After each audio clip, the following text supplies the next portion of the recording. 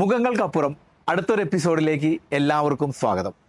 ഇന്ന് ഞാൻ വളരെ സന്തോഷമായിട്ടിരിക്കുകയാണ്. കാരണം എന്താ, നമ്മളെല്ലാവരും ലോകം മുഴുവനും ക്രിസ്മസ് ആഘോഷത്തിൻ്റെ തിരക്കിലേക്ക് മൂവ് ചെയ്യുകയാണ്. അത് കഴിഞ്ഞാൽ 2024 വരാൻ പോകുന്നു. അപ്പോൾ ഇതിൻ്റെ ഭാഗമായിട്ട് ഇന്ന് ഞാൻ ഒരു ഇൻ്റർവ്യൂ എടുക്കാൻ വന്നിരിക്കുന്നത് എൻ്റെ ഒപ്പം തന്നെ ഷീജയുമുണ്ട്. അപ്പോൾ ഞങ്ങൾ രണ്ടുപേരും കൂടിയാണ് ഇന്ന് വന്നിരിക്കുന്നത്. ഞങ്ങളിന്ന് വന്നിരിക്കുന്നത് ഡോക്ടർ ജോയിയെയും അതുപോലെ ഡോക്ടർ ബിന്ദു റേച്ചൽ, ഇവർ രണ്ടുപേരെയും കാണാൻ വേണ്ടിയിട്ടാണ്. ഇവരിവിടെ മീ സ്ക്വയർ എന്ന പേരിൽ ഇവരൊരു ഡെൻ്റൽ ക്ലിനിക്ക്, നല്ല രീതിയിൽ ഡെൻ്റൽ ക്ലിനിക്ക് നടത്തുന്നുണ്ട്. അപ്പോൾ ഇവരുമായിട്ടാണ് ഇത്തവണ നമ്മൾ ഇൻ്റർവ്യൂ ചെയ്യുന്നത്, അതോടൊപ്പം തന്നെ നമ്മുടെ ക്രിസ്മസ് ആഘോഷിക്കുന്നത്. അപ്പോൾ നമുക്ക് നോക്കാം ഇവരുടെ കാര്യങ്ങൾ എങ്ങനെയാണ് പോകുന്നതെന്നും. ഇവർ എറണാകുളത്ത് എടപ്പള്ളിക്ക് അടുത്താണ് ഇവരുടെ ഇത് നിൽക്കുന്നത്. നമുക്ക് എന്തായാലും കൂടുതൽ അവരെ കണ്ടിട്ട് നമുക്ക് അവരോട് സംസാരിച്ച് കാര്യങ്ങളിലേക്ക്.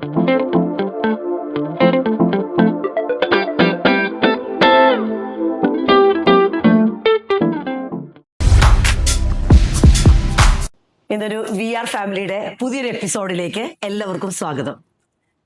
വി ആർ ഫാമിലി എന്നൊരു ചാനല് വളരെ യാദൃശ്ചികമായിട്ട് കോവിഡ് സമയത്ത് തുടങ്ങിയതാണ്, നിങ്ങൾക്ക് എല്ലാവർക്കും അറിയാം. എങ്കിൽ പോലും അന്ന് ഞാൻ എൻ്റെ ഒരു ഫസ്റ്റ് ഇൻട്രോയിൽ പറഞ്ഞു, ഈ ഒരു ചാനലിന്റെ ലക്ഷ്യം എന്ന് പറഞ്ഞു കഴിഞ്ഞാൽ ഇന്ന് ഫാമിലീസിൽ പലപ്പോഴും പല പല രീതിയിലേക്ക് ഒരു ന്യൂക്ലിയർ ഫാമിലി ആയിട്ട് നമ്മൾ ജീവിക്കുമ്പോൾ ഒരു ഫാമിലിയിൽ തന്നെ പല പല ഗുഹകളിലായിട്ട് ഓരോ ആൾക്കാരും ഇരിക്കുന്ന ആ ഒരു അവസ്ഥയിൽ ജീവിക്കുമ്പോൾ അതിൽ നിന്ന് മാറിയിട്ട് ആ ഒരു ഫാമിലി ബോണ്ട് കൊണ്ടുവരാനും ഫാമിലിയിൽ തന്നെ ഓരോ ആൾക്കാർക്കും തമ്മിലുള്ള ആ ഒരു ഇന്നർ പീസും എല്ലാം കൊണ്ടുവന്നിട്ട് ഒരു ഏത് മേഖലയിലാണോ അവർ വ്യാപരിക്കുന്നത് അവർക്ക് ഔട്ടറായിട്ട് ഏറ്റവും ഷൈൻ ചെയ്യാൻ പറ്റുന്ന ലെവലിലേക്ക് ഓരോ കുടുംബത്തെയും ഫിനാൻഷ്യലി ഇൻഡിപെൻഡന്റ് ആയിട്ടുള്ള, പീസ്ഫുൾ ആയിട്ടുള്ള, ഒരു സക്സസ്ഫുൾ ആയിട്ടുള്ള കുറെ ഫാമിലീസിനെ സൃഷ്ടിക്കുക എന്നതാണ് ഈ വി ആർ ഫാമിലി എന്ന ചാനൽ ലക്ഷ്യമിടുന്നത്. അപ്പൊ ഇന്ന് നമ്മളൊരു ക്രിസ്മസ് എപ്പിസോഡിലേക്ക് മൂവ് ഔട്ട് ചെയ്യുമ്പോൾ എനിക്ക് ഒത്തിരി അധികം സന്തോഷമുണ്ട്.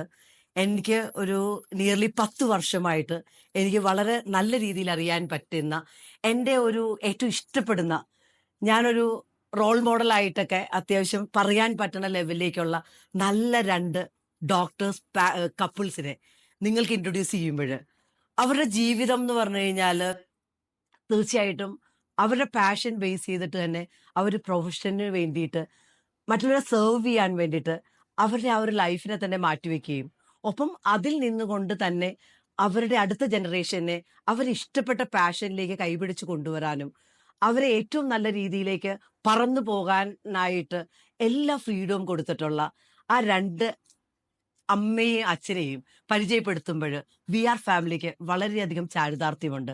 ഈ ഒരു എപ്പിസോഡിൽ ഇങ്ങനെയുള്ള ഏറ്റവും യോജിച്ച 2 പേരെ ഇന്റർവ്യൂ ചെയ്യാൻ പറ്റിയതിന് അപ്പോൾ ഈ ഒരു ഷോയിലേക്ക് നിങ്ങളെ സ്വാഗതം ചെയ്യുന്നു. Almost doctor Joy and doctor Bindu Rachel. അപ്പം നിങ്ങൾ എങ്ങനെയാണ് ഈ ഒരു ഡെന്റിസ്ട്രി എന്ന ആ ഒരു പ്രൊഫഷനെ തിരഞ്ഞെടുത്തതെന്ന് ഒന്ന് പറയാൻ പറ്റും? ഞാൻ ബേസിക്കലി എൻ്റെ വീട്ടിലെ അമ്മയ്ക്കും അച്ഛനൊക്കെ ഉള്ളൊരു ആഗ്രഹം എന്ന് പറഞ്ഞാൽ ഡോക്ടർ ആണെന്നായിരുന്നു. അപ്പം ചെറുപ്പം മുതലേ ഡോക്ടറാണോ എന്ന് പറഞ്ഞിട്ട് ഉള്ള ഒരു പാഷനായിരുന്നു. പിന്നെ എനിക്ക് ചെറുപ്പത്തിൽ കുറേ അസുഖങ്ങൾ വന്നതുകൊണ്ട് സ്ഥിരമായിട്ട് ഡോക്ടർമാരെ കാണാൻ പോകുമായിരുന്നു. അപ്പോൾ അങ്ങനെ ഒരു ഇതിലാണ് എന്നാൽ ഡോക്ടർ ആയേക്കാം എന്ന് തീരുമാനിച്ചത്. അങ്ങനെ 10ാം ക്ലാസ് കഴിഞ്ഞു, പ്രീ ഡിഗ്രി കഴിഞ്ഞു. ആ സമയത്ത് എൻട്രൻസ്, അപ്പോൾ ആദ്യത്തെ തവണ എൻട്രൻസ് എഴുതിയിട്ട് കിട്ടിയില്ല. അപ്പോൾ എൻ്റെ അമ്മ പറഞ്ഞു, ഞാൻ പറഞ്ഞു ഒരു തവണ അങ്ങോട്ട് ഇരുന്നിട്ട് റിപ്പീറ്റ് ചെയ്തിട്ട് അടുത്ത എൻട്രൻസിന് കയറാം. അപ്പോൾ എൻ്റെ അമ്മ പറഞ്ഞു, അമ്മ ടീച്ചറായിരുന്നു. അപ്പോൾ അമ്മ എൻ്റെ അടുത്ത് പറഞ്ഞു, എടാ 1 വർഷം പോയാൽ കഴിഞ്ഞാൽ അത് വലിയ പ്രയാസമാണ്. 1 വർഷം എന്ന് പറയുന്നത്, അപ്പോൾ അമ്മ ടീച്ചർ ആയതുകൊണ്ട് അമ്മ എപ്പോഴും പറയും ലാസ്റ്റ് ഇയറിലെ ശമ്പളമാണ് ഏറ്റവും കൂടുതൽ കിട്ടുന്ന ശമ്പളം. അതായത് 55 വയസ്സിൽ 54. അതെ. അപ്പോൾ ആ 1 വർഷത്തെ ശമ്പളം എന്ന് പറയുന്നത് ഇപ്പം നമ്മൾ ക്യാപിറ്റേഷൻ കൊടുത്താൽ പോലും അത്ര ആവില്ല. അപ്പോൾ അതുകൊണ്ട് നമുക്ക് പോവാന്ന് പറഞ്ഞു. അപ്പോൾ ശരി, അങ്ങനെയായിട്ടെന്ന് കരുതി. അപ്പം ആ സമയത്ത് ഞങ്ങളുടെ നാട്ടിൽ, എൻ്റെ സ്വന്തം പാലയാണ്. അപ്പം എൻ്റെ സ്ഥലത്ത് രാവിലെ അന്ന് വലിയ വണ്ടികളൊന്നും ഇല്ലാത്ത സ്ഥലമാണ്. അപ്പോൾ എല്ലാ ദിവസവും രാവിലെ ഒരു 8:30 ആകുമ്പോൾ ഒരു ഫിയറ്റ് കാറിൽ ഒരാൾ ഇങ്ങനെ ഒരു വൈറ്റ് ഷർട്ടൊക്കെ ഇട്ട് ഇങ്ങനെ ഓടിച്ചു പോകും. അപ്പോൾ ചെറുപ്പത്തിൽ ഇത് ആരാന്ന് ചോദിക്കുമ്പോൾ ഇത് ഇവിടുത്തെ ഡെന്റിസ്റ്റാന്ന് പറയും. അപ്പം നമ്മുടെ മനസ്സിലുള്ള ഡെന്റിസ്റ്റ് എന്ന് പറഞ്ഞു കഴിഞ്ഞാൽ ഈ ഫിയറ്റ് കാറിൽ വളരെ സൈലന്റ് ആയിട്ട് ഓടിച്ചു പോകുന്ന, വളരെ കാണാൻ സുമുഖനായിട്ടുള്ള, സുന്ദരനായിട്ടുള്ള ഒരാൾ. Everybody respected him. ഈ പുള്ളിയുടെ വണ്ടി പോകുന്ന സമയം നോക്കി ആൾക്കാർ വാച്ച് വരെ ടൈം സെറ്റ് ചെയ്യാം. കാരണം കറക്റ്റ് 8:30 പുള്ളി പോവും. തിരിച്ചതുപോലെ തന്നെ 5:30 തിരിച്ചു പോവും. അപ്പോൾ എന്നാൽ പിന്നെ അപ്പോൾ എന്നോട് ചോദിച്ചു ഈ പരിപാടി കുഴപ്പമുണ്ടോന്ന് ചോദിച്ചു. അപ്പോൾ ഞാൻ പറഞ്ഞു, അപ്പോൾ പെട്ടെന്ന് മനസ്സിൽ വന്നത് ഈ പറഞ്ഞ അദ്ദേഹത്തിനാണ്. കുഴപ്പമില്ല, ഡെന്റിസ്ട്രിയിൽ ജോയിൻ ചെയ്യാന്ന് പറഞ്ഞു. അദ്ദേഹമാണ് ശരിക്കും റോൾ മോഡൽ എന്ന് പറയാം. ആ പുള്ളിയെ കണ്ടിട്ടാണ് ജോയിൻ ചെയ്തത്. അങ്ങനെയാണ് ഡെന്റിസ്ട്രിയിൽ ജോയിൻ ചെയ്യാൻ കാര്യമായത്. പക്ഷെ ജോയിൻ ചെയ്ത് കഴിഞ്ഞപ്പോൾ പിന്നെ എനിക്ക് ഇഷ്ടപ്പെട്ടു. ബിന്ദു എവിടെയാണ് സ്ഥലം? ഞാൻ ശരിക്കും പറഞ്ഞാൽ ജനിച്ചത് ട്രിവാൻഡ്രത്താണ്. എൻ്റെ പേരൻസ് രണ്ടുപേരും സർക്കാർ ജീവനക്കാരായിരുന്നു. ഫാദർ സെക്രട്ടേറിയറ്റിലും അമ്മ ഗവൺമെൻറ് ഡെന്റൽ കോളേജ് ട്രിവാൻഡ്രത്തിലുമായിരുന്നു. അമ്മയോ ഡെന്റിസ്റ്റാണ്. അപ്പം ട്രിവാൻഡ്രത്ത് സ്കൂളിങ് എല്ലാം അവിടെയായിരുന്നു. അതിനുശേഷം പ്രീ ഡിഗ്രി UC കോളേജിൽ പഠിച്ചു. പിന്നെ അമ്മ ഡെന്റിസ്റ്റ് ആയത് കാരണം അങ്ങനെ അങ്ങ് ഡെന്റിസ്ട്രിയിലേക്ക് പോയി. അതിലൊരു പ്രത്യേകിച്ച് ചിന്തിക്കാനൊന്നും അധികം ഉണ്ടായിരുന്നില്ല. അല്ല, വീട്ടിൽ തന്നെ ഒരു റോൾ മോഡൽ ഉണ്ടല്ലോ നമുക്ക്. അതെ. അപ്പൊ അതൊരു അഡ്വാൻറ്റേജ് ആണ് എപ്പോഴും നമ്മളെ സംബന്ധിച്ച്. അപ്പൊ അങ്ങനെയാണ് വന്നത്. നിങ്ങൾ എങ്ങനെ രണ്ടുപേരും ഒരുമിച്ച് വന്നു? ഞാൻ പല കോളേജുകളിൽ തപ്പി അവസാനം സേലം വിനായക മിഷൻസ് ഡെന്റൽ കോളേജിൽ അഡ്മിഷൻ എടുത്തു. അപ്പം ബിന്ദുവിൻ്റെ അമ്മ അവിടെ പഠിപ്പിക്കാൻ ആ സമയത്ത് ഗവൺമെൻറ് കോളേജിൽ നിന്ന് റിട്ടയർ ചെയ്ത് അവിടെ പഠിപ്പിക്കാൻ വന്നു. അതെ, അപ്പോൾ ഫുൾ ടൈം ആയിരുന്നു അമ്മച്ചി ആ സമയത്ത്. ബിന്ദു അപ്പം ആ കൂട്ടത്തിൽ അമ്മയുടെ കൂട്ടത്തിൽ ക്ലാസ്സിൽ ജോയിൻ ചെയ്തു. അപ്പം ഞങ്ങളെ സംബന്ധിച്ചിടത്തോളം മാഡത്തിൻ്റെ മോളാണ്. അപ്പം അത് വളരെ റെസ്പെക്ട്. ഞാൻ മിണ്ടിയിട്ട് പോലും ഇല്ല. എന്തെങ്കിലുമൊക്കെ പറഞ്ഞ് മാഡത്തിൻ്റെ അടുത്ത് പോയി പറഞ്ഞ പ്രശ്നമാവില്ലോ എന്ന് എഴുതിയിട്ട്. അപ്പോൾ അങ്ങനെയാണ് ഞങ്ങൾ ഒരു ക്ലാസ്സിലായിരുന്നു. VIP ആളായിരുന്നു. തീർച്ചയായിട്ടും. കാരണം ഞങ്ങളെ സംബന്ധിച്ചിടത്തോളം മാഡത്തിൻ്റെ മോളാണ്. മാഡത്തിൻ്റെ കൂടെ വരുന്നു, മാഡത്തിൻ്റെ കൂടെ പോകുന്നു, ന്യൂസുകൾ വല്ലതും അപ്പുറത്ത് പോയാൽ പണി കിട്ടും. അപ്പോൾ അതുകൊണ്ട് വളരെ റെസ്പെക്റ്റോടു കൂടി ഒരു ക്ലാസ്സിലാണ് പഠിച്ചത്. So first year to final year we were together. അവര് പ്രേമിച്ച് കല്യാണം കഴിച്ചാണോ? പ്രേമിച്ചിട്ടൊന്നുമില്ല ആക്ച്വലി. ഞങ്ങൾ മിണ്ടിയിട്ടില്ല actually. First year to final year ഞങ്ങൾ പ്രൊഫഷണലി, എനിക്കൊന്ന് ഫസ്റ്റ് ഇയറിൽ ഞാൻ ആവപ്പാടെ ഒരു പടം വരച്ചിട്ട് അത് ശരിയാണോ തെറ്റാണോ എന്ന് ചോദിച്ചിട്ടുണ്ട്. കാരണം ബിന്ദുവിൻ്റെ അമ്മയാണ് പടം നോക്കേണ്ടത്. അപ്പോൾ ബിന്ദുവിൻ്റെ അടുത്താണ് എല്ലാവരും പോയി ചോദിക്കുന്നത് ശരിയാണോ എന്ന്. അപ്പം ഞാൻ കൂടുതൽ കൊണ്ട് ചോദിച്ചിട്ടുണ്ട്. പഠിപ്പിച്ചതിനേക്കാൾ കൂടുതൽ ഈ കാര്യങ്ങളൊക്കെ ഒത്തിരി ആൾക്കാർ ഹെൽപ്പ് ചെയ്യും. അപ്പം നമ്മുടെ സൈഡിൽ നിന്നുകൊണ്ട് ഹെൽപ്പ് ചെയ്യും. അപ്പം അതുകൊണ്ട് എല്ലാവരും പോയി അപ്രോച്ചബിൾ ആയിരുന്നു. അതുകൊണ്ട് പോയി ഹെൽപ്പ് ചെയ്യുന്നതുകൊണ്ട് ഈ പടമൊക്കെ ശരിയാണെന്നൊക്കെ ചോദിച്ച് അത്രയൊക്കെ ഉള്ളൂ. പിന്നെ ഫൈനൽ ഇയർ കഴിഞ്ഞപ്പോൾ വരെ ഞങ്ങൾക്ക് യാതൊരു ഇല്ല. പിന്നെ ഹൗസ് സർജൻസിയുടെ സമയത്താണ് പിന്നെ ബിന്ദുവിൻ്റെ കല്യാണം ആലോചിക്കുന്ന സമയത്ത് ഞങ്ങൾക്ക് ഒരുമിച്ച് ഒരു മാസം ഒരു പോസ്റ്റിംഗ് ഒരുമിച്ചുണ്ടായിരുന്നു. ഈ പോസ്റ്റിങ്ങിൻ്റെ സമയത്താണ് ഞങ്ങൾ തമ്മിൽ വർത്തമാനം പറഞ്ഞത്. അപ്പം വർത്തമാനം പറഞ്ഞു കഴിഞ്ഞപ്പോൾ എന്തോന്ന് അറിഞ്ഞൂടാ, ചുമ്മാ അടുത്തിരുന്ന് വർത്തമാനം പറയും. അപ്പോൾ അന്ന് ഒരു അട്രാക്ഷനോ ഒന്നും തോന്നിയിട്ടൊന്നുമില്ല. വെറുതെ എല്ലാ ദിവസവും രാവിലെ വരും, വർത്തമാനം പറയും, ഒരുമിച്ച് ചായ കുടിക്കാൻ പോവും, ഒരുമിച്ച് അങ്ങോട്ട് പോവും ഇങ്ങോട്ട് പോവും. അപ്പോൾ ആ ഒരു ഇതിൽ പെട്ടെന്നൊരു ദിവസം ബിന്ദു എൻ്റെ അടുത്ത് ഇങ്ങനെ ചോദിക്കുന്നുണ്ട് എന്താ പ്ലാൻ എന്ന്. അപ്പം ഞാൻ പറഞ്ഞു, അല്ല എനിക്ക് ശരിക്കും പറഞ്ഞാൽ ഇതിനെപ്പറ്റി ഒരു ചിന്ത പോലും ഇല്ല. പ്ലാൻ എന്താ, അപ്പം ഞാനിങ്ങനെ വീട്ടിലിങ്ങനെ ഞങ്ങൾ ഹോസ്റ്റലിൽ താമസിക്കുക. അപ്പോൾ ഞാനിങ്ങനെ എന്താ ചെയ്യണം എന്നറിയാൻ ഇതിങ്ങനെ നിൽക്കുക. അപ്പോൾ എൻ്റെ ഒരു സുഹൃത്തിനോട് എന്നോട് എന്താടാ വല്ലാണ്ട് വിഷമിച്ചിരിക്കുന്നത്. അപ്പോൾ ഞാൻ പറഞ്ഞ ഇങ്ങനെ ഒരു സംഭവം ഉണ്ട്, എന്താ ചെയ്യണ്ടേ. അപ്പോൾ അവൻ എൻ്റെ അടുത്ത് പറഞ്ഞു, എടാ നമ്മളൊരു കാര്യം ജീവിതത്തിൽ നമ്മളെ ഇഷ്ടപ്പെടുന്നവരെക്കാൾ കൂടുതൽ നമ്മളെ ഇഷ്ടപ്പെടുന്നവരെയാണ് നമ്മൾ കഴിക്കണ്ടേ. അങ്ങനെ ഒരാൾ താല്പര്യം പറഞ്ഞിട്ടുണ്ടെന്നുണ്ടെങ്കിൽ പിന്നെ നോക്കേണ്ട കാര്യമില്ല, ഗോ ഹെഡ്. അപ്പം ഞാൻ വീട്ടിൽ പറഞ്ഞു, ബിന്ദുവിൻ്റെ വീട്ടിൽ പറഞ്ഞു, വീട്ടുകാർ തമ്മിൽ ആലോചിച്ചു, ഫിക്സ് ചെയ്തു. ബിന്ദു പിന്നെ നല്ല ഡിസിഷൻ മേക്കർ ആണല്ലേ? തീർച്ചയായിട്ടും. അതിപ്പോ ബിന്ദുവിനോട് ചോദിക്കണം. ബിന്ദു ഒരു സ്ട്രോങ് ഡിസിഷൻ എടുക്കാനായിട്ടുള്ള strong decision was from her side. അപ്പം എൻ്റെ അടുത്ത് അങ്ങനെ ഒരു ചോദ്യം ചോദിച്ചുകൊണ്ടാണ് എസിലോട്ട് എത്തിയത്. ഒരു പക്ഷെ അങ്ങനെ ചോദിച്ചില്ലായിരുന്നെങ്കിൽ ഞങ്ങൾ ഫ്രണ്ട്സ് ആയിട്ട് അങ്ങനെ ജോയി ശരിക്കും പറഞ്ഞാൽ ഒരു ഡിസിഷൻസ് ഭയങ്കര സ്ട്രോങ് ആയിട്ട് എടുക്കുന്ന ഒരാളാണോ, അതോ ഓൾമോസ്റ്റ് ഒത്തിരി ആലോചിച്ച് വളരെ റിയലിസ്റ്റിക് ആയിട്ടുള്ള ഒരു എവിഡൻസ് ഒക്കെ ബേസ് ചെയ്ത് എങ്ങനെയാണ് ഒരു ഡിസിഷൻ എടുക്കുക? അതിന് ഉത്തരം ബിന്ദു പറയും. കാര്യം ഞങ്ങളുടെ ഒരു ഇതിൽ വരുമ്പോഴത്തേക്കും ഞാനാണെങ്കിൽ ഭയങ്കര സ്ട്രോങ് ആയിട്ട് ഡിസിഷൻ എടുക്കും. ജയ്മോൻ ഭയങ്കര റിയലിസ്റ്റിക് പാർട്ടാണ്. ജയ്ക്ക് ഒരു റിയലിസ്റ്റിക് അല്ലായിട്ട് ഒരു കാര്യം ചെയ്യുമ്പോൾ ഒട്ടും ചെയ്യില്ല. ഞാനാണ് ഭയങ്കര ഒരു ഇമാജിനറി ആയിട്ട് ചിന്തിച്ച് എങ്ങനെ എത്താൻ പറ്റും എന്നൊക്കെ വിചാരിച്ചിട്ട് വർക്ക് ചെയ്യണം. അപ്പൊ ഞങ്ങൾ തമ്മിലൊരു കോൺഫ്ലിക്റ്റ് കൂടുതൽ വരുന്നത് അവിടെയാണ്. ഞാൻ എന്തെങ്കിലും സ്കെയിലബിൾ ആയിട്ട് പറയുമ്പോൾ ജയ് പറയും എന്തിനാ ഇങ്ങനെ കംഫർട്ടബിൾ ആയിട്ട് പോയാൽ പോലെ, എന്തിനാ ഇതൊക്കെ ചെയ്യണേ, ഒരു ചോറും ഒരു മീൻകറിയല്ലേ കഴിക്കുള്ളൂ, എന്തിനാ തലവേദന എടുക്കണേ, ഈ ഒരു പൊസിഷൻ പോരെ പോരെ എന്നുള്ളൊരു ആംഗിളും ബേസ് ചെയ്യും. അപ്പൊ അത് ഞങ്ങളുടെ രണ്ടുപേരും ആ സ്കൂൾ ഓഫ് തോട്ട്സ് ഭയങ്കര ഡിഫറെന്റ് ആയതുകൊണ്ട് ഒത്തിരി പ്രശ്നം വരാറുണ്ട്. അപ്പൊ പല സമയത്തും ഒന്നിലെ ജയ് കോംപ്രമൈസ് ചെയ്യണം, അല്ലെങ്കിൽ ഞാൻ കോംപ്രമൈസ്. ചില ഗുണങ്ങളുണ്ട്. ഇപ്പൊ നമ്മള് വെള്ളത്തിലേക്ക് ഇറങ്ങണമെന്ന് പറഞ്ഞു കഴിഞ്ഞാൽ ഇറങ്ങണ്ടെന്ന് പറഞ്ഞ് ഇവിടുന്ന് പിടിക്കുമ്പോ ആ ഒരു കൊണ്ട് ഒരാൾ ചാടാൻ പോകാൻ നിൽക്കുമ്പോ ഇല്ല ഒന്നുകൂടി ആലോചിച്ചിട്ട് ഇറങ്ങിയാൽ മതി എന്ന് പറയുമ്പോൾ നമുക്ക് അങ്ങനെയുള്ള ഒരു ഓപ്പർച്യൂണിറ്റി ഉണ്ട്. അതായത് അത് ശരിയായിരിക്കാം, പക്ഷെ കുറെ നല്ല ഗുണമുണ്ട് കേട്ടോ. കാരണം കുറെ എടുത്തുചാട്ടത്തിൽ പോവാതെ ഒരു എവിഡൻസ് ബേസ്ഡ് ആയിട്ട് 2-3 പ്രാവശ്യം നമ്മൾ ചിന്തിച്ച് പ്രവർത്തിക്കാനായിട്ട് ജയ്മോൻ സഹായിക്കുന്നുണ്ട്. അതാണ് എനിക്ക് തോന്നിയേക്കണേ. എന്റെ മക്കളൊക്കെ പറയും ഞങ്ങൾ തമ്മിൽ ഒരു അലൈൻമെന്റും ഇല്ല, പക്ഷെ ഭയങ്കര എന്തോ ഒരു അലൈൻമെന്റും ഉണ്ടെന്ന് പറയും. അപ്പൊ നിങ്ങളുടെ ആ ഒരു പാർട്ണർഷിപ്പ് എങ്ങനെ തോന്നുന്നത്? ഞങ്ങളുടെ കാര്യം പറഞ്ഞാല് ജോയ് പെട്ടെന്ന് തീരുമാനങ്ങൾ എടുക്കുന്ന ആളാണ്. അതായത് ഒരു ഫോക്കസ്, ഒരു കാര്യം തീരുമാനിച്ചാല് പിന്നെ ഈ നമ്മുടെ കുതിരയ്ക്ക് ഈ സൈഡിൽ വെക്കുന്ന മാത്രം ഫോക്കസ് ഭയങ്കര ഫോക്കസ്ഡ് അത് ആണ്. ഭയങ്കര നല്ലൊരു കാര്യം കേട്ടോ. ടോട്ടലി ഫോക്കസ്ഡ് ആണ്. ഫോക്കസിൽ ഈ പറയുന്ന പോലെ പുറകിൽ നിന്ന് വലിക്കുന്ന ആള് ഞാൻ. ആ കംഫർട്ട് സോൺ. Okay okay. അപ്പൊ ഞാൻ കുറച്ചുകൂടെ കംഫർട്ട് സോണിൽ നിൽക്കാൻ ഇഷ്ടപ്പെടുന്ന ആഗ്രഹിക്കുന്ന ആളാണ്. പക്ഷെ കുറെയൊക്കെ ആ ഒരു കംഫർട്ട് സോണിൽ നിന്ന് നിൽക്കാൻ എന്നെ അനുവദിക്കാതെ വലിച്ചോണ്ട് കൂട്ടത്തിൽ കൊണ്ടുപോയിട്ടുള്ളതുകൊണ്ട് കുറെ നന്മകൾ ഉണ്ടായിട്ടുണ്ട്.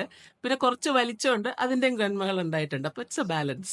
സത്യമാണ്, അതൊരു നല്ല കാര്യമായിട്ട് പറയും. ഇപ്പൊ ഞങ്ങളുടെയൊക്കെ ചോദിച്ചു കഴിഞ്ഞാല് ആ ഒരു ബാലൻസ് ഉള്ളത് കൊണ്ടാണ് നമ്മൾ ശരിക്കും ഇപ്പോഴും ഈ ഒരു ഇതിൽ ബേസ് ചെയ്ത് പോണത്. കാരണം വെച്ചാൽ എപ്പോഴും രണ്ടുപേരും അംബീഷ്യസ് ആണെങ്കിൽ എവിടെയെങ്കിലും പോയി ചത്തന്നെ. അപ്പൊ അതൊരു ശരിക്കും ഞങ്ങൾക്ക് പല സമയത്തും ഞങ്ങളുടെ സ്ലോ ആയാലും പറ്റൂല, രണ്ടുപേരും ഒത്തിരി ഫാസ്റ്റ് ആയിട്ട്. അപ്പൊ അത് ശരിക്കും ഒരു ഫാമിലി ലൈഫിൽ വളരെ ഇമ്പോർട്ടന്റ് ആണ്. അപ്പൊ അത് ഞാനിപ്പോ മീറ്റിംഗ് ചെയ്യാനായിട്ടൊരു അവസരം കിട്ടും. അത് വേണോ, ആവശ്യമുണ്ടോ എന്ന് ഒന്നുകൂടി ചോദിക്കുമ്പോ, അല്ലെങ്കിൽ എന്ത് പറഞ്ഞാലും ഓക്കെ പറഞ്ഞു കഴിഞ്ഞാൽ നമുക്ക് രണ്ടാമതൊന്ന് ആലോചിച്ചാൽ ഡിസഡ്വാൻറ്റേജ് നോക്കാനുള്ള ഓപ്ഷൻ ചിലപ്പോൾ കിട്ടണമെന്നില്ല. പിന്നെ ഒരാളുടെ ഡ്രീമിനെ സപ്പോർട്ട് ചെയ്യുന്ന ലെവലിലേക്ക് പങ്കാളിക്ക് വളരാൻ പറ്റുന്നു എന്ന് പറഞ്ഞത് ഒരു വലിയൊരു മനസ്സുള്ള ഒരാൾക്ക് മാത്രമേ ചെയ്യാൻ പറ്റുള്ളൂ. സത്യം പറഞ്ഞു അതൊരു വലിയൊരു കാര്യമാണ്. അതിപ്പോ ആണ് പെണ്ണെന്നുള്ളതിൽ വലിയ കാര്യമൊന്നുമില്ല. കാരണം എന്ത് വന്നാലും നമ്മളുടെ ഫാമിലിയിലേക്ക് തന്നെ ബേസ്. ഞാൻ എപ്പോഴും വിചാരിക്കുന്നത് കാര്യം ഇപ്പോൾ ഓരോ ആൾക്കാരെ സംബന്ധിച്ച് പല വിധത്തിലുള്ള ഒരാളൊരു ഐഡിയ പേഴ്സൺ ആയിരിക്കും, ഒരാൾ ചിലപ്പോൾ ശരിക്കും പറഞ്ഞു കഴിഞ്ഞാൽ ജോലി മാത്രം ചെയ്യണ ലെവല് പല രീതിയിലുണ്ടോ. പക്ഷെ ഒരാളുടെ സ്കില്ല് എന്താണ്, അയാളുടെ പാഷൻ എന്താണ്, അയാളുടെ ഒരു സീലിംഗ് എന്താണ്, അത് മനസ്സിലാക്കി ആ ഫാമിലി മൊത്തം സപ്പോർട്ട് ചെയ്യുവാണെങ്കിൽ എൻഡ് റിസൾട്ട് എൻ്റെ ആൾക്കാർക്ക് കിട്ടണേ. അപ്പൊ അത് പല വീടുകളിലും ആൾക്കാർ മനസ്സിലാക്കില്ല. കാര്യം ഒരാൾ ജോലി ചെയ്തിട്ടൊന്നും ഇന്നത്തെ ഒരു അവസ്ഥയിൽ നല്ലൊരു ലൈഫ് സ്റ്റൈലിലുള്ള ഒരു ലൈഫിലേക്ക് മൂവ് ചെയ്യാൻ പറ്റില്ല, വളരെ എക്സ്പെൻസീവ് ആണ്. അപ്പൊ നിങ്ങൾ എങ്ങനെ കാണുന്നു ഇപ്പോഴത്തെ ഈ ഒരു ലൈഫ് ഇങ്ങനെ മൂവ് ഔട്ട് ചെയ്യണു? അപ്പൊ നമ്മളൊരു പണ്ട് കണ്ടിരുന്ന കംഫർട്ട് അല്ല ഇപ്പോൾ ഉള്ളത്. അപ്പൊ ഈവൻ നിങ്ങളുടെ പ്രൊഫഷനിലും അത് മനസ്സിലാവും. പണ്ട് ശരിക്കും ഒരു ചെറിയൊരു ഡെന്റിസ്റ്റ് എന്ന് പറഞ്ഞു കഴിഞ്ഞാൽ ഒരു ചിന്തയുണ്ടായിരുന്നു. ഇപ്പോഴത്തെ ഡെന്റിസ്റ്റിനെ കാണാൻ പോകുമ്പോൾ എല്ലാം ഒരു 5 സ്റ്റാർ 7 സ്റ്റാർ എക്സ്പീരിയൻസ് ഉള്ള സ്ഥലത്തേക്കാണ് കസ്റ്റമർ കയറുന്നത്. സാധാരണ തട്ടുകടയായിട്ട് ഇരിക്കുന്ന ഒരാളുടെ അടുത്ത് ആളുകൾ വരില്ല. കാര്യം അവർക്ക് വേണ്ടത് ഏറ്റവും വേൾഡ് ക്ലാസ് എക്സ്പീരിയൻസ് ആണ്. നിങ്ങൾ അതിലേക്ക് ഒത്തിരി അധികം സ്കെയിലപ്പ് ചെയ്തിട്ടുള്ള ഏറ്റവും നല്ല ഒരു സിസ്റ്റംസും ഒക്കെ പ്ലേസ് ചെയ്തിട്ടുള്ള ഏറ്റവും കൂടുതൽ പ്രൊഫഷണൽസിനെ കൊണ്ടുവന്നിട്ടുള്ള ഒരു സ്ഥലമാണ്. അപ്പം നിങ്ങൾ എങ്ങനെ കാണുന്നു ഈ ഒരു 2023 തീരുന്നു, 2024ലേക്ക് പോകണു. അപ്പം നമ്മളൊരു ഡിജിറ്റൽ ഒരു സ്പേസിൽ നിൽക്കുമ്പോൾ നിങ്ങളുടെ ആ ഒരു ഡെന്റിസ്റ്റിന്റെ എന്തൊക്കെ കാര്യങ്ങൾ നിങ്ങൾ ഇംപ്ലിമെന്റ് ചെയ്തിട്ടുണ്ട്, എന്തൊക്കെയാണ് നിങ്ങളുടെ സർവീസിൽ? ഞങ്ങൾ ഡെന്റിസ്ട്രി ഇവിടെ പ്രാക്ടീസ് ചെയ്യുന്നത് 2000 കേരളത്തിൽ കൊച്ചിയിൽ സ്റ്റാർട്ട് ചെയ്യുന്ന 2002. അതെ. അപ്പോൾ ആ സമയത്ത് ഡെന്റിസ്ട്രി എന്ന് പറഞ്ഞാൽ ഇത്രത്തോളം അഡ്വാൻസ് അല്ല. അപ്പം ഒരു ചെറിയ ക്ലിനിക്ക്, സ്മോൾ ക്യൂട്ട് ക്ലിനിക്ക്, അതായിരുന്നു അന്നത്തെ. ഒരു 2 ചെയർ ഉണ്ടെന്നുണ്ടെങ്കിൽ ആൾക്കാർക്ക് ഹാപ്പിയാണ്, നീറ്റ് ആയിരിക്കണം. അപ്പം അങ്ങനെ ഒരു കൺസെപ്റ്റിലാണ് നമ്മൾ സ്റ്റാർട്ട് ചെയ്തത്. പക്ഷെ ഒരു 5 വർഷത്തിനുള്ളിൽ നമുക്ക് മനസ്സിലായി ഭയങ്കരമായിട്ട് ഡെന്റിസ്ട്രി ഇവോൾവ് ചെയ്തുകൊണ്ടിരിക്കുകയാണ്. അപ്പോൾ ഒരു വിത്തിൻ 5 ഇയേഴ്സിൽ നമുക്ക് മനസ്സിലായി you need to expand, you need to grow. ഒരു ബിഗർ സ്പേസിലേക്ക് ആൾക്കാർ വരുള്ളൂ. അപ്പോൾ ഞങ്ങൾ ഫസ്റ്റ് തിങ്, ഞാൻ എൻ്റെ ഒരു പേഴ്സണൽ എക്സ്പീരിയൻസിൽ എനിക്ക് ബിന്ദുവിനെ ഒരു ഇൻഡിപെൻഡൻ്റ് ആക്കണം എന്നൊരു തോന്നലുണ്ടായി. അതായത് എൻ്റെ ചുമ്മാ ഒരു തോന്നല്, if something happens to me who will take care of my kids. ഭയങ്കര വലിയൊരു കാര്യമാണ്. അപ്പോൾ ഞാനിങ്ങനെ പ്രസ് ചെയ്ത് ബിന്ദുവിന് വേണ്ടിയിട്ട് ഒരു ഇൻഡിപെൻഡന്റ് ക്ലിനിക്ക് കാക്കനാട് സ്റ്റാർട്ട് ചെയ്തു. അതെന്താണ്? അത് 2007 അല്ല 2009. അപ്പം ഈ ഒരു കാലഘട്ടത്തിൽ, അപ്പോൾ ഈ 2007 തൊട്ട് ഇതിങ്ങനെ പുഷ് ചെയ്തുകൊണ്ടിരിക്കുകയാണ്. അപ്പോൾ 2009 she started her own practice. അത് ഒരു ഇൻസ്റ്റന്റ് ഹിറ്റായിരുന്നു. അതായത് ഒരു പ്രശ്നം ഉണ്ടാവാതെ ഫസ്റ്റ് മന്തിൽ തന്നെ നല്ല രീതിയിൽ അങ്ങോട്ട് പോയി. ആ സമയത്ത് കാക്കനാട് അധികം ക്ലിനിക്കില്ല. ഓക്കെ. അപ്പോൾ അതൊരു വലിയൊരു മോട്ടിവേഷണൽ ഫാക്ടർ ആയിരുന്നു.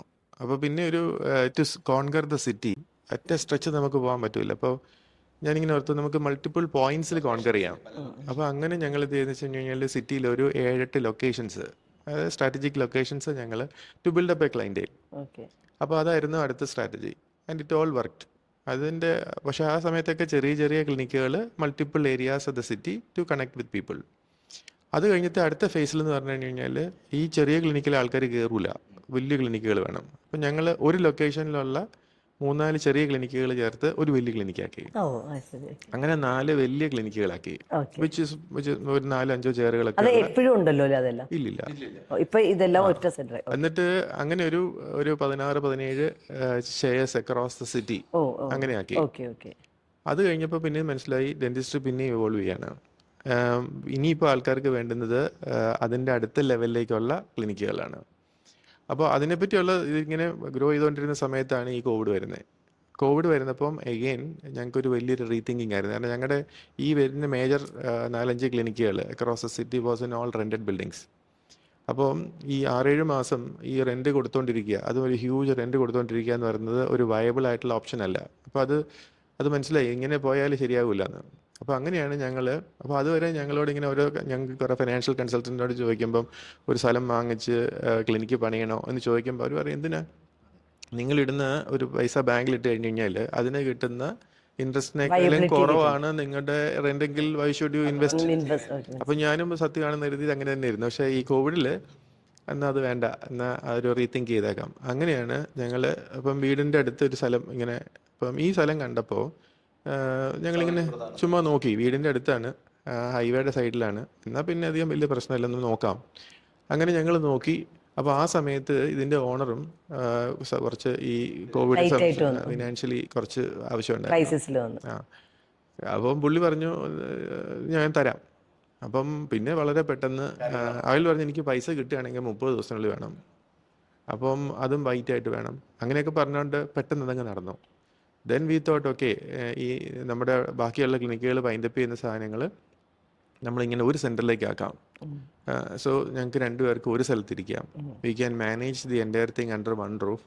പിന്നെ പ്രായമാകുമല്ലേ, അധികം യാത്രയും വേണ്ട, ഓടി നടക്കേണ്ട കാര്യമില്ല. പക്ഷെ പിന്നെ ഈ പറഞ്ഞ പോലെ തന്നെ ഇപ്പൊ നമ്മൾ വരുന്നൊരു പേഷ്യന്റ് ആവുമ്പോൾ തന്നെ അവര് അത് ഭയങ്കര ഇമ്പോർട്ടന്റ്. ഇപ്പൊ നമ്മൾ നോക്കിക്കഴിഞ്ഞാൽ ഇപ്പൊ ഡെന്റൽ അല്ലാത്ത സ്ഥലത്ത് നമ്മൾ നോക്കിയപ്പോൾ ആസ്റ്റർ വരുന്നു, ലേക്ക് ഷോർ വരുന്നു, ഇങ്ങനെ അത്ര അകലെ ആണെങ്കിൽ പോലും നമുക്ക് ഫെസിലിറ്റി ഉണ്ടെങ്കിൽ ആൾക്കാർ വരാൻ തയ്യാറാണ്. നമ്മൾ ആദ്യം എടുത്ത കൺസെപ്റ്റ് അങ്ങനെ ആയിരുന്നില്ല, റീജിയനിൽ ഓരോ സ്ഥലങ്ങളിൽ തുടങ്ങാന്നുള്ളതായിരുന്നു. അപ്പൊ അതിനേക്കാളും നമ്മൾ നല്ല സർവീസും നല്ല കെയറും കിട്ടുന്നുണ്ടെങ്കിൽ അല്ല, ഇപ്പൊ ആൾക്കാരുടെ പ്രിഫറൻസുകൾ മാറിയല്ലോ. ഇപ്പൊ എല്ലാവർക്കും നല്ല വണ്ടികളുണ്ട്, അവർക്ക് നടന്നു വരേണ്ട ആവശ്യമില്ല. അപ്പൊ നമ്മളൊരു ക്ലയന്റ് ബേസ് ഉണ്ട്, ആ ഒരു ആൾക്കാർ സാറ്റിസ്ഫൈഡ് ആണെങ്കിൽ നമ്മൾക്ക് റിട്ടൻഷൻ ഉണ്ടെങ്കിൽ ഏത് സ്ഥലം എന്നുള്ളതിന് വലിയൊരു ഇമ്പോർട്ടൻസ് ഇല്ല. പക്ഷെ വന്നവർക്ക് ഏറ്റവും വേൾഡ് ക്ലാസ് എക്സ്പീരിയൻസ് കൊടുക്കുക എന്നുള്ളതാണ്. അതിൽ എനിക്ക് തോന്നുന്നു ഏറ്റവും ബെസ്റ്റ് ആയിട്ട് ടൗണിലെ ഏറ്റവും ബെസ്റ്റ് സ്ഥലം എന്നുള്ള രീതിയിലേക്ക് ഞാനും ഓർക്കുന്നതുണ്ട്. ഒരിക്കലും ഞാൻ ആദ്യമായിട്ട് അവിടെ വരുമ്പോഴാണ്. അപ്പോൾ സാധാരണ ഞാൻ പല ഡെന്റിസ്റ്റിനെ ഇത്ര വർഷങ്ങളിൽ പോയിട്ടുണ്ടല്ലോ. അപ്പം നമ്മൾ പല ഡോക്ടേഴ്സിനെ പരിചയപ്പെട്ട് ഞാൻ എവിടെ ചെന്നാലും ആ ഡോക്ടർ തന്നെ നോക്കുന്നത്. ആദ്യമായിട്ടാണ് ഞാൻ നിങ്ങളെ കാണാൻ വരുമ്പോൾ നിങ്ങളൊരു സെറ്റ് ഓഫ് ഡോക്ടേഴ്സ്, മനസ്സിലായത്. അപ്പം അത് കഴിഞ്ഞപ്പോഴാണ് മനസ്സിലായത്. കഴിഞ്ഞിട്ട് മറ്റേ എക്സ്റേക്ക് എടുത്ത് നെക്സ്റ്റ് ലെവലിലേക്ക് വരുമ്പോഴാണ് നിങ്ങളുടെ അടുത്തേക്ക് വരുന്നത്. അപ്പോൾ നിങ്ങൾ കൺസൾട്ട് ചെയ്ത് ബിന്ദു കണ്ടുപോലെ നമുക്ക് ജോയിയോട് സംസാരിക്കാം. അന്ന് കുറച്ച് നമ്മുടെ വിസ്ഡം ടൂത്തിൻ്റെ ഒരു ഇഷ്യൂ ഉണ്ടായിരുന്നു. അപ്പോൾ അങ്ങനെയൊക്കെ സംസാരിച്ച് കരോളിൻ്റെ മോൻ്റെ കേസിൽ. അപ്പോൾ അങ്ങനെ വന്നപ്പോൾ നിങ്ങൾ അടുത്ത ലെവലിൽ കാണുന്നു. അപ്പോൾ അതുവരെ അത് നമ്മൾ സാധാരണ വലിയ ഹോസ്പിറ്റലിൽ മാത്രം കിട്ടുന്ന ഒരു സാധനമാണ്. ഈ ഡെന്റലിൽ നമ്മൾ നമ്മൾ ഡോക്ടർ ആവാക്കി പുള്ളി തന്നെ ചെയ്യുന്നൊരവസ്ഥയാണ്. അപ്പോൾ ഞാൻ ആദ്യമായിട്ട് എക്സ്പീരിയൻസ് ചെയ്തത് നിങ്ങളുടെ അടുത്ത് നിന്നായിരുന്നു. അപ്പോൾ എനിക്ക് മനസ്സിലായി നിങ്ങളുടെ ഒരു കൺസെപ്റ്റ് തന്നെ മാറി. പിന്നെ ഓരോ ജോലിക്കും ഓരോ ഡോക്ടേഴ്സ് അറ്റൻഡ് ചെയ്യുന്നത് കണ്ടു അന്ന്. സാധാരണ മറ്റു സ്ഥലങ്ങളിലൊക്കെ എല്ലാവരും എന്ത് ജോലി ഉണ്ടെങ്കിലും അവർ തന്നെ ചെയ്തു പോകുന്ന സിസ്റ്റമായിരുന്നു. അത് ഞാൻ കണ്ട ഒരു നല്ലൊരു അഡ്വാൻറ്റേജ്. എനിക്ക് അപ്പം തന്നെ അത് തോന്നിയിരുന്നു. അതിൽ എനിക്ക് തോന്നണെന്ന് വെച്ച് കഴിഞ്ഞാല് ഇപ്പൊ പല്ല് പറിക്കാന്ന് പറഞ്ഞൊരു പൂ പറിക്കുന്ന പോലെ എക്സ്പേർട്ട് ആയിട്ടുള്ള ആൾക്കാർ ചെയ്യുന്നു എന്നുള്ളത് ഭയങ്കര ഇമ്പോർട്ടൻ്റ് ആണെന്ന് തോന്നുന്നു അല്ലേ? അപ്പൊ അതിന് വേണ്ടിയിട്ടായിരിക്കും ചിലപ്പോൾ ഏറ്റവും എക്സ്പേർട്ട് ആയിട്ട് ഏറ്റവും സ്കിൽഡ് ആയിട്ട് ഒരാളെ ഓരോ ജോലികൾ ഏൽപ്പിക്കുമ്പോൾ ആ ഒരു ഈസ് ഉണ്ടല്ലേ, അതാണോ അതിന്റെ കാര്യം? ബേസിക്കലി ആദ്യകാലങ്ങളിലൊക്കെ ഈ പേഷ്യൻ്റ് ഡിമാൻഡ്സ് വളരെ കുറവായിരുന്നു. അവർക്കൊരു വേദന വന്നു കഴിഞ്ഞാൽ അത് ശരിയാക്കുക, അപ്പോൾ അത്രയൊക്കെ ഉള്ളൂ. അപ്പോൾ അത് ഏത് ഡെൻറ്റിസ്റ്റ് വേണമെങ്കിലും ചെയ്യാം. പക്ഷേ പിന്നീട് ആൾക്കാർ കുറച്ചുകൂടി ഡിമാൻഡിങ് ആണ്, ഏറ്റവും നല്ല സർവീസുകൾ വേണം. അപ്പോൾ നമ്മുടെ ഒരു ഫോക്കസ് കസ്റ്റമർ ഫോക്കസിലോട്ട് മാറുമ്പോൾ നമുക്ക് ഡെൻറ്റിസ്ട്രി ഒരു പ്രൊഫഷൻ എന്ന നിലയേക്കാൾ കൂടുതൽ അതിനൊരു കസ്റ്റമർ സാറ്റിസ്ഫാക്ഷൻ കൂടെ വേണം എന്നുള്ളത് കൊണ്ടാണ് we thought about employing people who are specialist in that area. അപ്പം ഇപ്പോൾ ഒരു കുട്ടിയെ കൊണ്ടുവന്നു കഴിഞ്ഞാൽ നമ്മൾ പണ്ടൊക്കെ ഏതെങ്കിലും ഒരു ഡോക്ടറുടെ അടുത്ത് കൊച്ചിനെ കൊണ്ടുപോകും. പിന്നെ പീഡിയാട്രീഷ്യൻസ് വന്നപ്പം പീഡിയാട്രീഷ്യൻസ് അടുത്തേ പോകത്തുള്ളൂ. അപ്പോൾ ഇതേ ഒരു ട്രെൻഡ് ഡെൻറ്റിസ്ട്രിയിലോട്ടും വന്നു തുടങ്ങാണ്. ഏതെങ്കിലും ഒരാളെ പോയി ഡെൻറ്റിസ്റ്റിനെ പോയി കാണുകയല്ല. അപ്പോൾ ക്ലിപ്പ് ഇടാനാണെങ്കിൽ ഓർത്തഡോണ്ടിസ്റ്റിനെ പോയി കാണും, മോണയ്ക്ക് രസം ഉണ്ടെങ്കിൽ പെരിഡോണ്ടിസ്റ്റിനെ കാണും, എക്സ്റേ എടുക്കുകയാണെങ്കിൽ അത് ഓറൽ മെഡിസിൻ്റെ സ്പെഷ്യലിസ്റ്റ് ആയിരിക്കും നോക്കുന്നത്, പല്ല് അടയ്ക്കണമെങ്കിൽ അല്ലെങ്കിൽ റൂട്ട് കനാൽ ചെയ്യണമെങ്കിൽ എൻഡോഡോണ്ടിസ്റ്റ് വേണം, അപ്പം ഇംപ്ലാന്റോളജിസ്റ്റ് വേണം. അപ്പോൾ ഇത് ഓരോരുത്തരും അവരവരുടെ മേഖലയിൽ വളരെ ഭംഗിയായിട്ട് ചെയ്യുമ്പോൾ കസ്റ്റമർക്ക് നല്ല ഒരു സർവീസ് കിട്ടും. അല്ലെങ്കിൽ നമുക്ക് അറിയാൻ വയ്യാത്ത പണി പണി ചെയ്യുന്ന പോലെയുള്ള ഫീൽ കസ്റ്റമർ അതൊരു നല്ല കാര്യമാണ്. അപ്പൊ അതുകൊണ്ടാണ് ഇതിങ്ങനെ പോയാല് അത് ശരിക്കും പറഞ്ഞാൽ ഈ ഡെന്റിസ്ട്രിയിൽ ബിസിനസ് പഠിപ്പിക്കത്തില്ല. അപ്പൊ ഈ ആക്ഷൻ കോച്ചിന്റെ ഒരു ട്രെയിനിങ് അറ്റൻഡ് ചെയ്തതോടുകൂടിയാണ് ഈ ഹൗ ടു ഈ ഒരു സ്ട്രാറ്റജീസ് ഒക്കെ ആ സിസ്റ്റം ഫ്രെയിംവർക്ക് കിട്ടിയത്. അതെ, അപ്പൊ അങ്ങനെയാണ് ഞങ്ങൾ മനസ്സിലാക്കിയത്. Okay, then we should have each one doing their own jobs. അപ്പം അങ്ങനെയാണ് ആ ഒരു ട്രാൻസിഷനിലേക്ക് എത്തിയത്. അപ്പൊ എനിക്കൊരു കാര്യം മനസ്സിലായി. ഇപ്പൊ നിങ്ങൾ നിൽക്കുന്ന ഇൻഡസ്ട്രി എന്ന് പറഞ്ഞു കഴിഞ്ഞാൽ എവറി ഡേ പഠിക്കേണ്ട ഒരു കാര്യമാണ്. ഓരോ ദിവസവും ഒത്തിരി പഠിക്കണം, ഒത്തിരി കാര്യങ്ങൾ മാറുന്നുണ്ട്. ആ ഒരു ലെവലിലേക്ക് നിങ്ങൾ ആയാൽ മാത്രമേ നിങ്ങൾക്ക് ആ ഒരു ഇൻഡസ്ട്രിയിൽ ഏറ്റവും ന്യൂ ട്രെൻഡ്സിലേക്ക് അലൈൻ ചെയ്തിട്ട് മൂവ് ഔട്ട് ചെയ്യാൻ പറ്റുള്ളൂ. അപ്പം ആ ഒരു പ്രൊഫഷണലിസം അതിൻ്റെ അകത്ത് വരുത്തുന്നതിൻ്റെ ഒപ്പം ബിസിനസ്സിലും ശരിക്കും സ്ട്രാറ്റജീസും കൂടി കൊണ്ടുവരണം എന്നുള്ള ഇപ്പോൾ ആക്ഷൻ വെച്ച് പറഞ്ഞപ്പോൾ മനസ്സിലായി. അപ്പൊ ആസ് എ പേഴ്സൺ ഒരു ലൈഫ് ലോങ് ലേണിംഗ് ഉള്ള ഒരാളാണോ? എങ്ങനെയാണ് ഇത്രയും സമയം? സാധാരണ ആൾക്കാർ പറയണത് എന്താ പറയുക, സമയമില്ലെന്ന് പറയുന്നത്. അപ്പൊ ഈ ഒരു സമയമില്ല എന്ന് പറയുന്ന സ്ഥലത്ത് ആസ് എ പ്രൊഫഷണൽ അതിന് ഒത്തിരി ഡിമാൻഡ്സ് വേണം പഠിക്കാൻ. അതിൻ്റെ ഒപ്പം ഒരു as a business owner business scale up ചെയ്യണമെങ്കിൽ അതിനും കുറെ സമയം വേണം. അതെങ്ങനെ സാർ മാനേജ് ചെയ്യണം? എൻ്റെ മെയിൻ വിനോദം പഠിത്തമാണ്. അതായത് അറിയാൻ വയ്യാത്ത കാര്യങ്ങൾ പഠിക്കുക. അപ്പം അത് എവിടെയെങ്കിലും ഒരു ചെറിയൊരു തുരുമ്പ് കിട്ടിയാൽ മതി, എനിക്ക് പിന്നെ ഒരു ഉറക്കം വരുമില്ല. അതിനെപ്പറ്റി കുറച്ച് കാര്യങ്ങൾ ഇപ്പം ഡിജിറ്റൽ പോയിന്റ് എന്ന് പറഞ്ഞൊരു പോയിന്റ് ആണ്. ഇന്ന് രാത്രി മുഴുവൻ ഞാൻ ഇരുന്ന് അതായിരിക്കും. അപ്പോൾ എന്തെങ്കിലും ഒരു സാധനം ഒരു ദിവസം ഞാൻ കേൾക്കും. ആ കേൾക്കുന്ന കാര്യത്തെപ്പറ്റി കുറച്ചുകൂടെ കാര്യങ്ങൾ മനസ്സിലാക്കി അതെങ്ങനെ എനിക്ക് ഇംപ്ലിമെന്റ് ചെയ്യാൻ പറ്റും, ഇതായിരിക്കും എൻ്റെ ഒരു തിങ്കിങ് പോർഷൻ. അത് ഇന്നല്ലെങ്കിൽ നാളെ അത് നടക്കും, പക്ഷേ ഐ വിൽ കണ്ടിന്യൂസ്ലി സ്റ്റഡി. എനിക്ക് തോന്നുന്നു അത് വളരെ ഇമ്പോർട്ടൻ്റ് ആയിട്ടുള്ള കാര്യമാണ് എനിക്ക് തോന്നിയത്. കാര്യം നമ്മള് ഓൾമോസ്റ്റ് നമ്മളെല്ലാവരും ഇപ്പൊ നിങ്ങളൊരു സ്കിൽ സെറ്റ് വെച്ചിട്ട് ജീവിക്കുന്ന ആൾക്കാരാണ് പ്രൊഫഷണൽസ് എന്ന് പറഞ്ഞാൽ. നിങ്ങൾ ആ ഒരു സ്കില്ലിനെയാണ് നിങ്ങൾ മോണിറ്റൈസ് ചെയ്യുന്നത്. അപ്പൊ ആ സ്കില്ലിനെ മോണിറ്റൈസ് ചെയ്തിട്ട് ഒരു ഹൈ സ്റ്റാൻഡേർഡിലേക്ക് വളർന്നു വന്ന എന്റർപ്രണേഴ്സ് ആണ്. അപ്പൊ അങ്ങനെ വരുമ്പോ തന്നെ നിങ്ങൾക്ക് മനസ്സിലാക്കേണ്ട കാര്യം ആ സ്കില്ല് ശരിക്കും പറഞ്ഞാൽ ഓരോ ദിവസവും ഡെവലപ്പ്. പല ആൾക്കാരും സത്യം പറഞ്ഞു കഴിഞ്ഞാല് സ്കിൽസ് ഉണ്ടെങ്കിൽ പോലും സമയം കൊടുത്തിട്ട് പണം ഉണ്ടാക്കുന്ന ആൾക്കാരാണ്. അതിൽ നിന്ന് നിങ്ങൾ ഒരു സ്കില്ലിനെ ആ ഒരു ഹൈ ഇൻകം സ്കില്ലാക്കാനായിട്ടാണ് നിങ്ങൾ എക്സ്പെർട്ടൈസ് ആയിട്ട് മൂവ് ഔട്ട് ചെയ്യുന്നത്. അപ്പൊ സാധാരണ ഡെന്റിസ്റ്റിനോട് അല്ലെങ്കിൽ ഇപ്പൊ പഠിച്ചു വരുന്ന ആൾക്കാരോട് നിങ്ങൾക്ക് കൊടുക്കാൻ പറ്റുന്ന ഒരു അഡ്വൈസ് ഉണ്ട്. നിങ്ങളുടെ മക്കളും ആ ഒരു ലെവലിലേക്ക് ഇപ്പൊ തുടങ്ങിയിട്ടുണ്ട്. അപ്പൊ നിങ്ങളുടെ മക്കളോട് ഈ ഒരു ഹാർഡ് ട്രൂത്ത് ഉണ്ട്. 26 വർഷം, ഇപ്പൊ എത്ര വർഷമായി ഇൻഡസ്ട്രിയിൽ വന്നിട്ട്? 25 years ആയി. ആ 25 വർഷത്തിലെ ആ ഒരു ലേണിംഗ് എന്ന് പറഞ്ഞു കഴിഞ്ഞാൽ അതിൽ കുറെ കഷ്ടപ്പാടുകളുണ്ട്, കുറെ റിജക്ഷൻസ് ഉണ്ട്, കുറെ പ്രശ്നങ്ങളുണ്ട്. അപ്പം അതെല്ലാം ഒരു മനസ്സിൽ വെച്ചിട്ട് ഇപ്പൊ വന്ന ഈ കുട്ടികളോട് എന്തായിരിക്കും പറയാ? ഇതൊരു ഇറ്റ്സ് എ ലൈഫ് ലോങ് ജേർണിയാണ്. ലൈഫ് ലോങ് ലേണിംഗ് ജേർണിയാണ്. അപ്പം നമ്മൾ പ്രാക്ടീസസ് ആരംഭിക്കുന്ന സമയത്തൊന്നും പേഷ്യൻസ് ഒന്നും, ഇപ്പം ഞാൻ ആദ്യം മനസ്സിലാക്കിയ സത്യം എന്ന് വെച്ച് കഴിഞ്ഞാൽ ഞാൻ ഗവൺമെൻറ് കോളേജിലാണ് പഠിച്ചത്. അപ്പം ടെക്നിക്കലി ഹൈലി ക്വാളിഫൈഡ് ആണ്. അപ്പം കാരണം ഒരു എൻട്രൻസ് എഴുതി ചൂസ് ചെയ്ത ഒരു 10-13 പേരിൽ ഒരാളായിട്ട് ഞങ്ങൾക്ക് അതിൽ പഠിക്കാൻ പറ്റി. അങ്ങനെ അപ്പം പഠിച്ചിറങ്ങുമ്പോൾ എൻ്റെ ഒരു അഹങ്കാരം എന്ന് പറഞ്ഞാൽ ഞാൻ ടെക്നിക്കലി ക്വാളിഫൈഡ് ആണ്, വൺ ഓഫ് ദ ബെസ്റ്റ് എന്ന് വേണമെങ്കിൽ സ്വയം പറയാവുന്ന.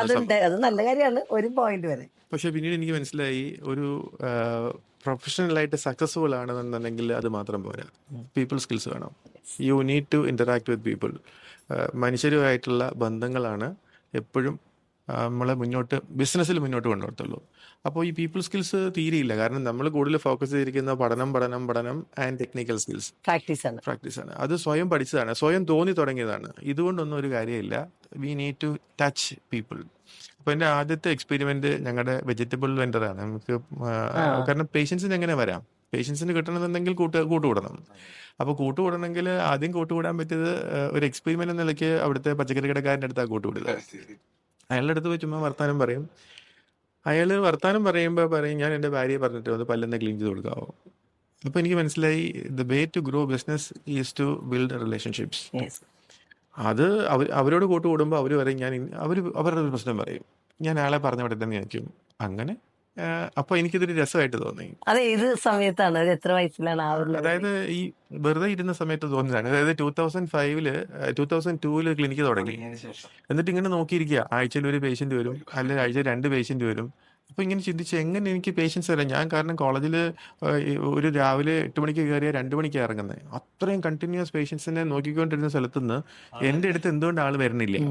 അപ്പൊ മനസ്സിലായി, എന്നെ ആൾക്കാർക്ക് അറിയത്തില്ലെങ്കിൽ ഞാൻ അങ്ങോട്ട് ചെല്ലണം. അപ്പോൾ ബിസിനസിന്റെ ഗ്രോത്ത് എന്ന് പറയുന്നത് is to connect with maximum people. അപ്പൊ എത്ര നാളെ എടുത്തു ശരിക്കും ആ ഒരു ക്ലിനിക്ക് ഒരു പ്രോഫിറ്റബിൾ മിക്സിലേക്ക് ആക്കാനായിട്ട്? അതായത് ഞാൻ ഈ വെറുതെ ഇരിക്കുന്ന സമയത്ത് ഇങ്ങനെ സങ്കടം വരുവേ. കാരണം ഇത്രയും പഠിച്ചിട്ട് ചെയ്യാൻ ആള് വരാത്ത എന്താ. അപ്പോൾ ഒരു സെയിങ് ഉണ്ടായിരുന്നു, it takes 5 years for the lion to become the king of the jungle. ഇപ്പോൾ ഒരു എവിടെയോ വായിച്ചതാണ്, ഒരു സിംഹത്തിന് കാട്ടിലെ രാജാവായിട്ട് ജനിച്ചാലും അവൻ രാജാവാണെങ്കിൽ മിനിമം 5 വർഷം എടുക്കും.